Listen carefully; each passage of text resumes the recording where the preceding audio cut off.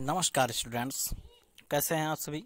मैं बीके राठौर एक बार फिर से आप सभी का आपके अपने यूट्यूब चैनल जेएमडी क्लासेज में हार्दिक स्वागत करता हूं।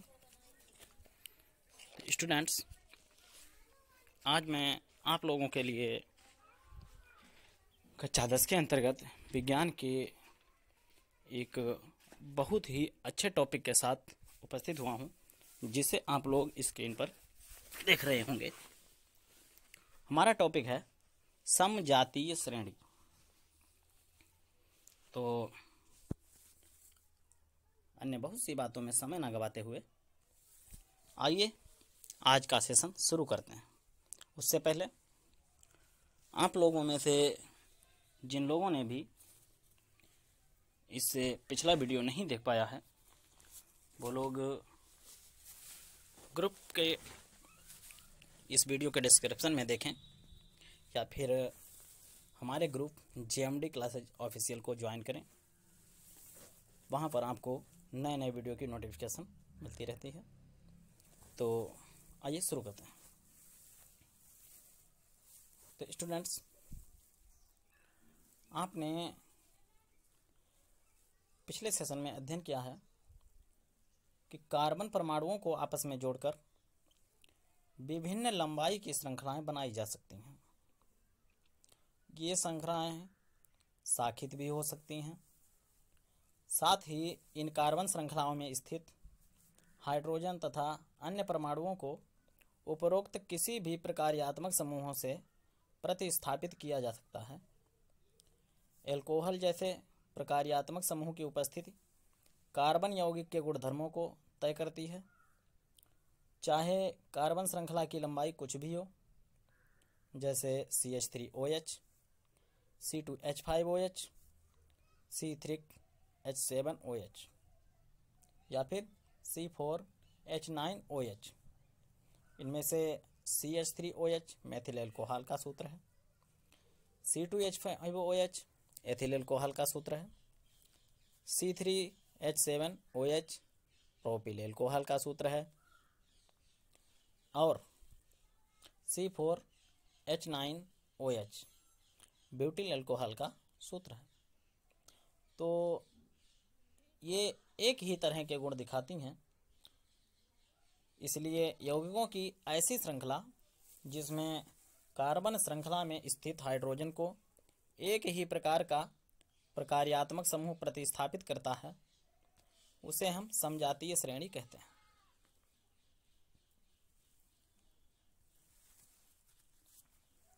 जैसे CH4 और C2H6, इनमें एक CH2 का अंतर है।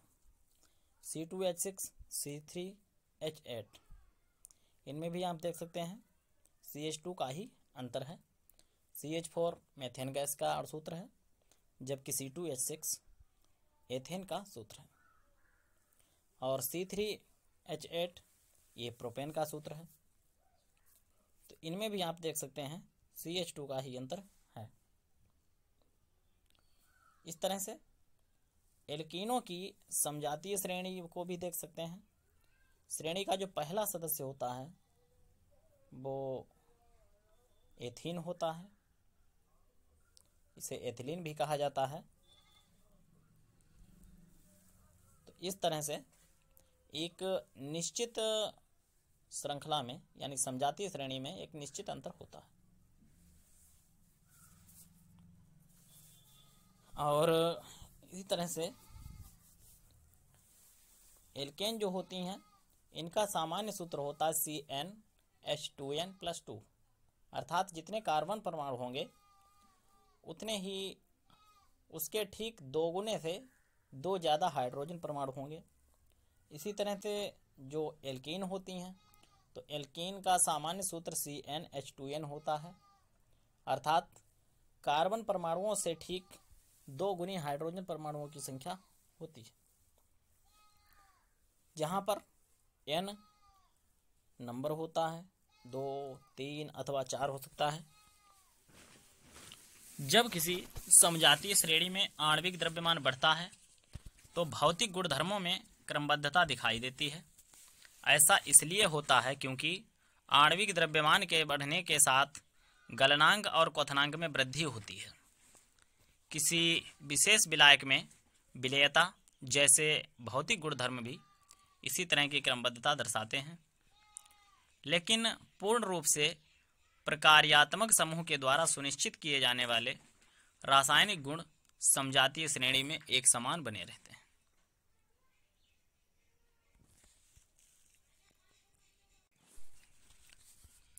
आइए बात करते हैं कि कार्बन यौगिकों की नाम पद्धति क्या है। नाम पद्धति का अर्थ है कि कार्बन यौगिकों के नाम किस तरह से रखे जाते हैं। आइए इन पर बात करते हैं। किसी समजातीय श्रेणी में यौगिकों के नामों का आधार बेसिक कार्बन की उन मूल श्रृंखलाओं पर आधारित होता है जिनको प्रकार्यात्मक समूह की प्रकृति के अनुसार पूर्वलग्न, उपसर्ग या अनुलग्न या प्रत्यय के द्वारा संशोधित किया गया हो। जैसे जो एल्कोहल होते हैं वो इस तरह से होते हैं: methyl alcohol, ethyl alcohol, propyl alcohol, butyl alcohol, या IUPAC में इन्हीं को मेथेनॉल, एथेनॉल, प्रोपेनॉल और ब्यूटेनॉल कहा जा सकता है। कुछ विधियां दी गई हैं जिनमें से किसी विधि के द्वारा या यूं कहें कि निम्नलिखित विधियों के द्वारा किसी कार्बन यौगिक का नामकरण किया जाता है। तो आइए बात करते हैं किस तरह से कार्बन यौगिकों का नामकरण किया जाता है। नंबर 1, यौगिक में कार्बन परमाणुओं की संख्या ज्ञात कीजिए। अगर कार्बन परमाणु 1 है तो मेथेन, अगर एल्केन है तो, और उसी तरह से अगर 2 कार्बन परमाणु हैं तो एथेन, और 3 कार्बन परमाणु हैं तो प्रोपेन, और 4 कार्बन परमाणु अगर हैं तो ब्यूटेन। दूसरी बात, प्रकार्यात्मक समूह की उपस्थिति में इसको पूर्वलग्न या अनुलग्न के साथ यौगिक के नाम में दर्शाया जाता है। नंबर 3, यदि प्रकार्यात्मक समूह का नाम अनुलग्न के आधार पर दिया जाना हो तो अनुलग्न नाम स्वर A, E, I, O, U से अगर आरंभ होता है तो कार्बन श्रृंखला के नाम से अंत का ई हटा देते हैं और उसमें समुचित अनुलग्न लगाकर संशोधित करते हैं। जैसे कीटोन समूह की 3 कार्बन वाली श्रृंखला अगर है तो उसको निम्नलिखित विधि से नाम दिया जाएगा। देखिए कार्बन 3 होते हैं तो 3 कार्बन होने पर क्या होना चाहिए? प्रोपेन होना चाहिए। लेकिन प्रोपेन में लास्ट वाला अक्षर अर्थात ई हटा देते हैं और जो हमारा कीटोन है इसका जो अनुलग्न होता है वो होता है ओन। तो इस तरह से इसमें ओन शब्द जोड़ देंगे तो ये हो जाएगा हमारा प्रोपेनोन। अगली बात, असंतृप्त कार्बन श्रृंखला में कार्बन श्रृंखला के नाम में दिए गए अंतिम एन को, एक सारणी दी हुई है अभी आपके आगे, तो इस सारणी के अनुसार ही इन या फिर आइन से प्रतिस्थापित करते हैं। जैसे अगर द्विबंध वाली 3 कार्बन की श्रृंखला है तो वो प्रोपीन कहलाएगी, जबकि 3 आबंध होने पर यही श्रृंखला जो है आपकी प्रोपाइन कहलाएगी। आइए आगे बढ़ते हैं।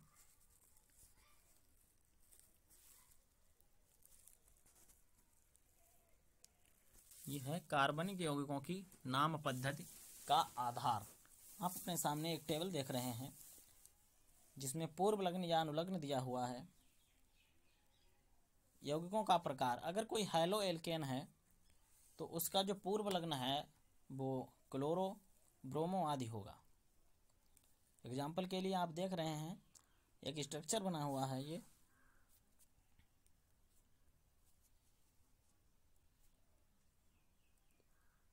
ये स्ट्रक्चर आप देख सकते हैं CH3 CH2 CH2 Cl।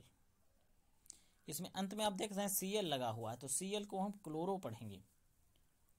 और इसका पूरा नाम जो पढ़ेंगे, इसमें 3 कार्बन है तो ये प्रोपेन है, तो पूर्व लग्न है इसका क्लोरो, तो क्लोरोप्रोपेन नाम से इसे हम पढ़ेंगे।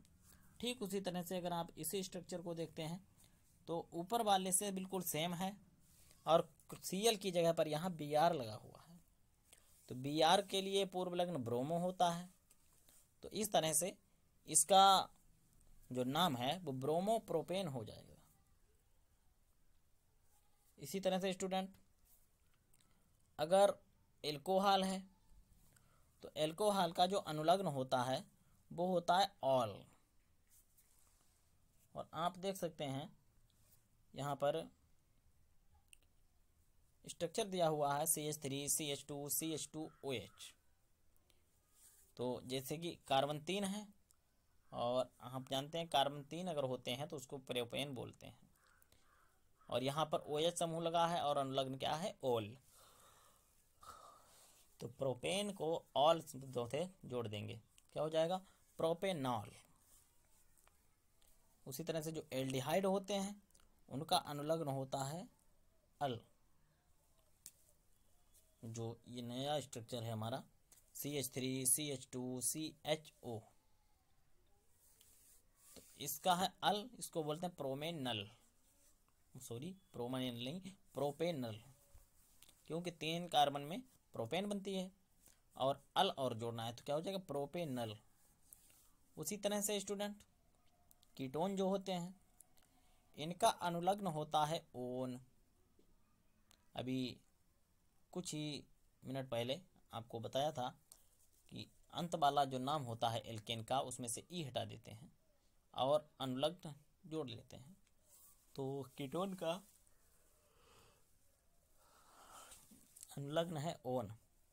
तो 3 कार्बन के अनुसार ये प्रोपेन है, तो प्रोपेन में ओन और जोड़ेंगे तो हो जाएगा प्रोपेनोन।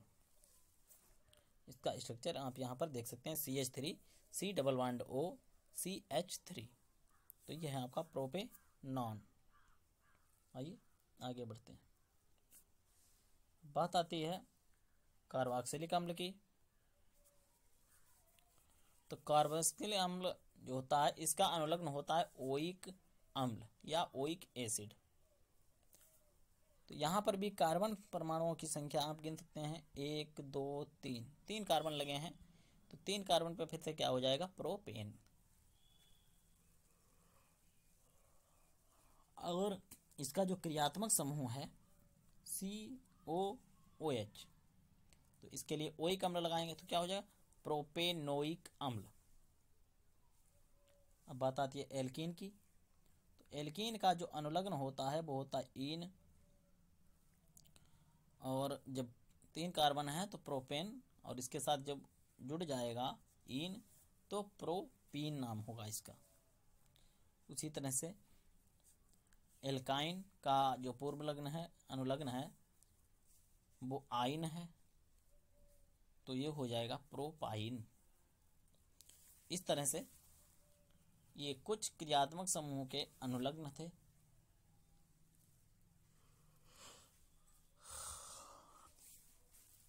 जिनके बारे में आपने पढ़ा और समझा। आइए आगे बढ़ते हैं, कीजिएगा।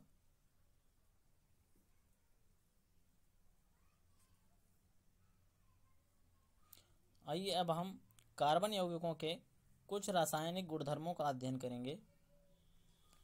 इनमें पहला है दहन। दहन दहन क्या होता है, दहन का सामान्य अर्थ होता है जलना।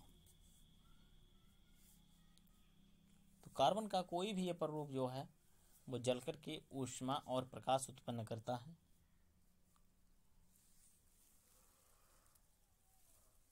इस क्रिया को दहन कहते हैं।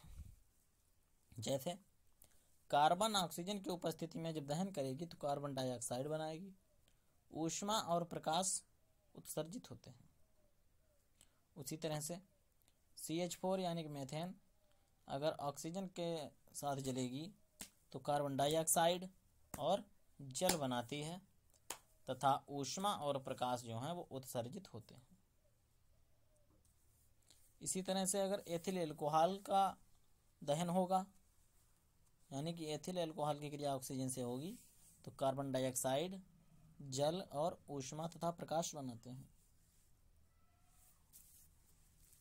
आइए आगे बढ़ते हैं। आप देखेंगे जो संतृप्त हाइड्रोकार्बन है अर्थात जिनके स्ट्रक्चर में सिंगल बॉन्ड लगता है, इनसे सामान्य रूप से स्वच्छ ज्वाला निकलती है, जबकि जो असंतृप्त कार्बन यौगिक हैं इनसे बहुत अधिक काले धुएं वाली पीली ज्वाला निकलती है। इसके परिणाम स्वरूप धातु की तस्तरी में काजल का निक्षेपण होता है, लेकिन वायु की आपूर्ति को सीमित कर देने से अपूर्ण दहन होने पर संतृप्त हाइड्रोकार्बन से भी कज्जली ज्वाला अर्थात काली ज्वाला निकल सकती है। घरों में उपयोग में लाई जाने वाली गैस अथवा कैरोसिन के स्टोव में वायु के लिए छेद होते हैं, जिनसे पर्याप्त मात्रा में ऑक्सीजन समृद्ध मिश्रण जलकर स्वच्छ नीली ज्वाला देता है।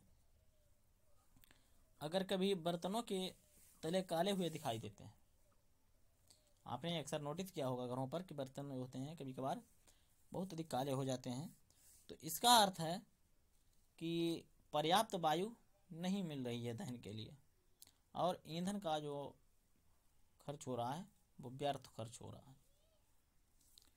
कोयले और पेट्रोलियम जैसे ईंधनों में कुछ मात्रा में नाइट्रोजन तथा सल्फर होती है।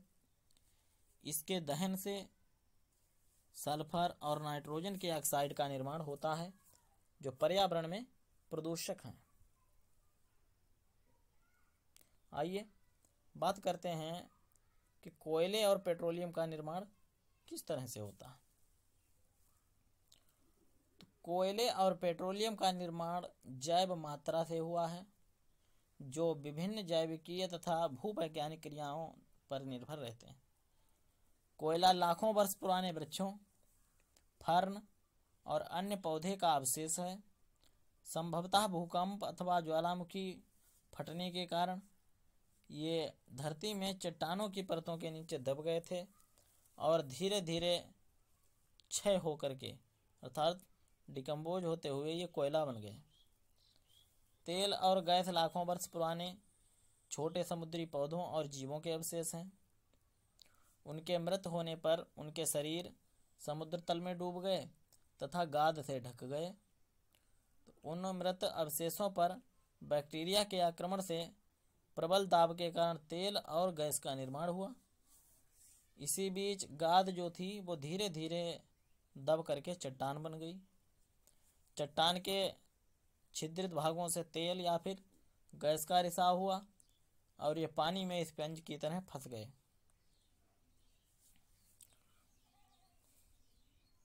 तो इस तरह से कोयले और पेट्रोलियम का निर्माण होता है। अब बात आती है ऑक्सीकरण की। तो ऑक्सीकरण क्या है? देखिए ऑक्सीकरण जो है आप पहले पाठ के अंतर्गत भी इसे पढ़ चुके हैं। जब किसी रासायनिक अभिक्रिया में ऑक्सीजन जुड़ रही होती है या हाइड्रोजन बाहर निकल रही होती या फिर कोई ऋण विद्युतीय तत्व जुड़ रहा होता है और धन विद्युतीय तत्व बाहर निकल रहा होता है, तो इस प्रकार की क्रिया को ऑक्सीकरण अभिक्रिया कहा जाता है। जैसे आप देख सकते हैं CH3CH2OH अर्थात एथिल एल्कोहल को क्षारीय पोटेशियम परमैंगनेट अर्थात KMnO4 के साथ गर्म करने पर, या अगर KMnO4 नहीं है तो अम्लीकृत K2Cr2O7 अर्थात पोटेशियम डाइक्रोमेट, इसके साथ गर्म करने पर एसिटिक अम्ल बनता है। यह एक ऑक्सीकरण अभिक्रिया है। तो जिन पदार्थों में अन्य पदार्थों को ऑक्सीजन देने की क्षमता होती है, इन पदार्थों को ऑक्सीकारक कहा जाता है। क्षारीय पोटेशियम परमैंगनेट अथवा अम्लीकृत पोटेशियम डाइक्रोमेट एल्कोहल को अम्ल में ऑक्सीकृत कर देते हैं अर्थात ये आरंभिक पदार्थ में ऑक्सीजन जोड़ते हैं, इसीलिए ये पदार्थ ऑक्सीकारक कहलाते हैं। तो बच्चों, मैं उम्मीद करता हूँ कि आप लोगों को समझ में आ रहा होगा। आइए चर्चा करते हैं एथेनॉल के गुणधर्म पे। एथेनॉल कक्ष के ताप पर अर्थात कमरे के ताप पर द्रव अवस्था में पाया जाता है। सामान्य रूप से एथेनॉल को एल्कोहल भी कहा जाता है और यह सभी एल्कोहल पेय पदार्थों का महत्वपूर्ण अवयव होता है। इसके अलावा ये एक अच्छा विलायक है, इसलिए इसका उपयोग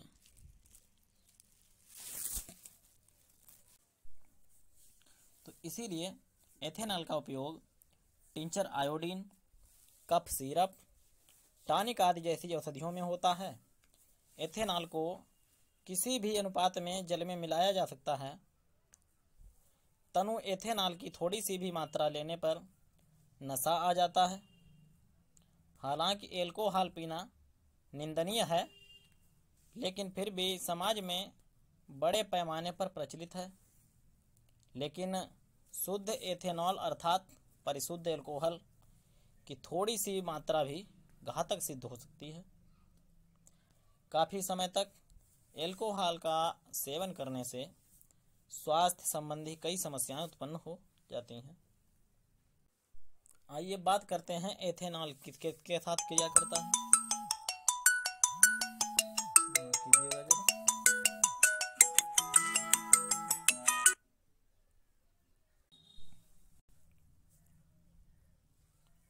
तो विद्यार्थियों, जो पहली क्रिया होती है, या यूं कहें कि जो पहली हमारी क्रिया है, वो है सोडियम के साथ अभिक्रिया।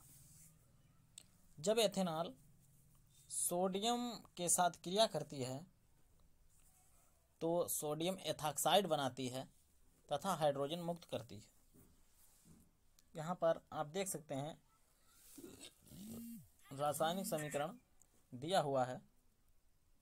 ये 2Na plus 2CH3 CH2OH is gives rise to CH3 CH2ONA plus H2। यहाँ पर Na सोडियम का संकेत होता है, CH3 CH2OH ये एथिल एल्कोहल या एथेनॉल का संकेत है। इन दोनों के आपस में मिलने के फलस्वरूप, या यूं कहें कि इनकी अभिक्रिया के उपरांत CH3 CH2ONA अर्थात सोडियम एथॉक्साइड बनती है और हाइड्रोजन गैस मुक्त होती है। एल्कोहल जो है वो सोडियम से क्रिया करता है। दूसरी क्रिया है हमारी असंतृप्त हाइड्रोकार्बन बनाने की क्रिया। 443 केल्विन तापमान पर एथेनॉल को सांद्र सल्फ्यूरिक अम्ल की अधिकता में गर्म करने पर एथेनॉल का निर्जलीकरण होकर एथीन बनता है। इसकी भी अभिक्रिया दी हुई है।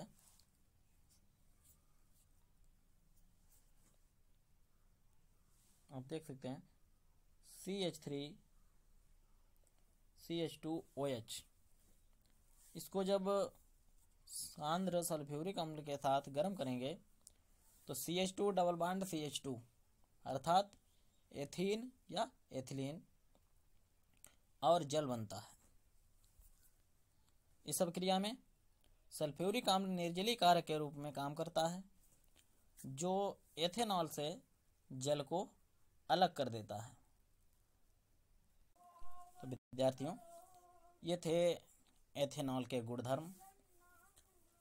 आइए अब बात करते हैं कि एथेनॉल सजीवों के शरीर पर किस प्रकार से अपना प्रभाव डालता है या शरीर पर किस तरह से क्रिया करता है। आइए देखते हैं।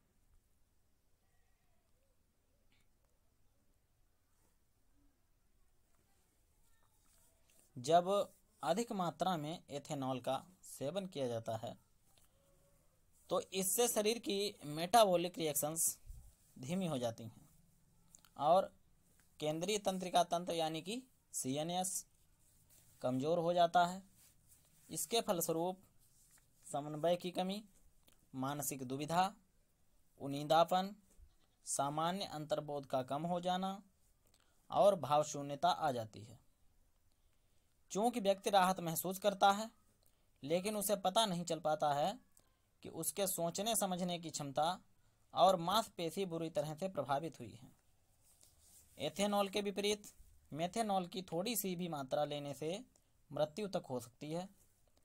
यकृत में मेथेनॉल ऑक्सीकृत होकर मेथेनॉल बन जाता है और मेथेनॉल यकृत की कोशिकाओं के संगठनों के साथ शीघ्र अभिक्रिया करने लगता है और इससे जीव द्रव्य जो है उसी तरह से स्कंदित हो जाता है जिस तरह से पकाने पर अंडा स्कंदित हो जाता है, अर्थात द्रव अवस्था में नहीं रह पाता है। मेथेनॉल चाक्षुष तंत्रिका तंत्र को भी प्रभावित करता है, जिससे व्यक्ति अंधा हो सकता है। एथेनॉल एक महत्वपूर्ण औद्योगिक विलायक है। औद्योगिक उपयोग के लिए तैयार एथेनॉल का दुरुपयोग रोकने के लिए इसमें मेथेनॉल जैसा जहरीला पदार्थ मिला दिया जाता है, जिससे यह पीने योग्य ना रह जाए। एल्कोहल की पहचान करने के लिए इसमें रंजक मिलाकर इसका रंग नीला बना दिया जाता है। इसे विकृत एल्कोहल भी कहा जाता है। तो प्रिय विद्यार्थियों, आज की क्लास बस यहीं पर रोकते हैं।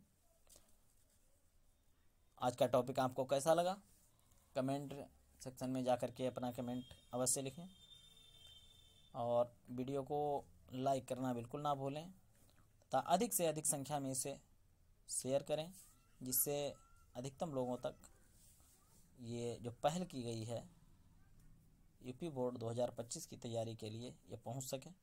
बहुत ही जल्द आपका यूपी बोर्ड एग्ज़ाम शुरू होने वाला है, को ध्यान में रखकर बहुत ही जल्द आपको हमारे इस चैनल पर मॉडल पेपर्स भी कराए जाएंगे।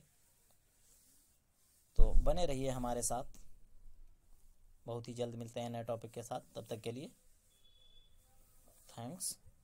देखते रहिए, पढ़ते रहिए, आप परीक्षा में अच्छा स्थान हासिल करें, यही हमारी भगवान से प्रार्थना है।